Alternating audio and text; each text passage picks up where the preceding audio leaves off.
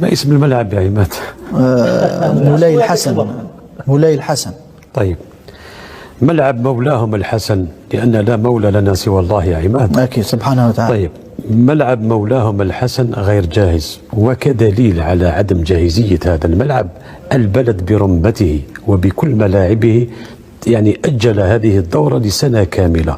يعني ماذا تريد أن أقول لك أكثر من ذلك؟ لو كان المغرب جاهزا لكانت بطولة إفريقيا، يعني هذه الحصة اليوم تسجل وكأس إفريقيا مقامة في هذا البلد. ما دام أنهم أجلوا الدورة لسنة كاملة، هذا دليل على أن المغرب غير جاهز، وطالب بهذه السنة يعني الإضافية لكي يحاول مسابقة الزمن للوصول إلى تجهيز ملعب مولاهم الحسن وملاعب أخرى. لذلك لا يعني لا نتفاجأ بهذه المعطيات. الأكيد أن الكاف وهي تغامر وتؤكد على ضرورة منح المغرب احتضان هذه الدورة هي التي سوف تتحمل المسؤولية. صور أمامنا فريد، هذا هو الملعب.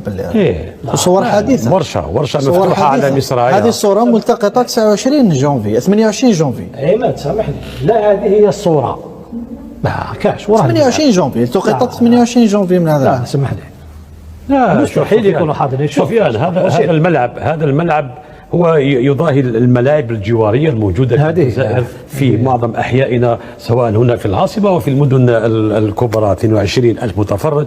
ملعب بومرداس ملاعب جوارية. ملعب رويبة ربما أكثر منه. ملعب رويبة أكثر بكثير، لكن هذه من مسؤولية الكاف. تركت البلد الذي يتوفر على ملاعب عالمية وذهبت إلى بلد يحاول أن يتدارك الزمن ويسابق الزمن لكي يشيد ملاعب جوارية تحتضن نهائيات كأس إفريقيا.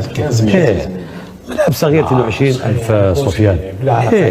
لا بوسيب عماد، لا بلاتفورم برك، لا هذا واش اسمح لي ولا كاف يعني. ماشي غير هذا الملعب، ملاعب اخرى لازال تطور الانجاز. لا اللي يهمنا سامحني، لا هذا هو هذوما المنشآت اللي راح يلعبون. لا ما مسؤولية الكونفدرالية ولا عماد، هذا السؤال يطرح لهيئة الكاف. الكاف أنا نظن الكاف مسؤول.